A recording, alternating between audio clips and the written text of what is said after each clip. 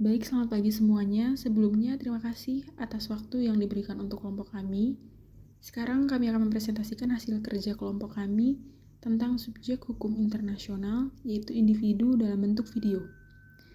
Sebelumnya, izinkan saya memperkenalkan anggota kelompok saya, yaitu yang pertama ada Hambali, yang kedua ada saya sendiri, Maria Aprilia Saputri Jando, yang ketiga ada Reno Januar, dan yang terakhir ada Handika Dwi Sipmawan. Yang pertama, individu sebagai subjek hukum internasional.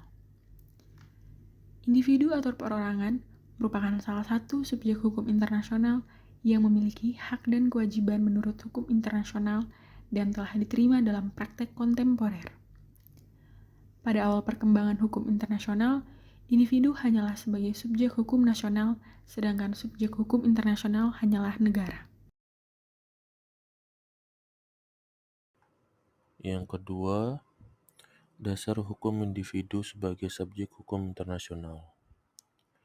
Yang pertama, Perjanjian Versailles 1919 mengakhiri Perang Dunia I antara Jerman dengan Prancis. Yang kedua, Perjanjian Upper Silesia 1922. Yang ketiga, Keputusan Permanen Court of Justicia 1928. Yang keempat, Perjanjian London 1945.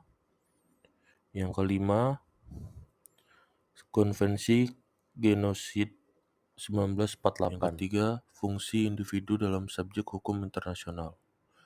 Individu sebagai subjek hukum internasional memainkan peran vital karena individu merupakan pusat dari hak dan kewajiban hukum dalam hukum internasional. Hukum internasional menyediakan sanksi dan kepada manusialah hukum internasional menciptakan norma yang mengatur manusia. Yang ketiga, alasan individu bisa menjadi subjek hukum internasional. Yang pertama, individu dapat melakukan kejahatan internasional. Yang kedua, individu memiliki kekayaan yang dilindungi hukum internasional. Yang ketiga, individu dapat meminta kompensasi atas tindakan terkait kontrak ataupun delik. Yang keempat, setiap individu bertanggung jawab atas kejahatan internasional yang dilakukannya. Dan yang kelima, hukum asasi manusia dilindungi hukum internasional. Selanjutnya, perkembangan individu sebagai subjek hukum internasional. Kedudukan individu sebagai subjek hukum internasional sudah tidak diragukan lagi. Pada masa awal-awal pertumbuhan hukum internasional, individu hanyalah sebagai subjek hukum nasional, sedangkan subjek hukum internasional hanyalah negara.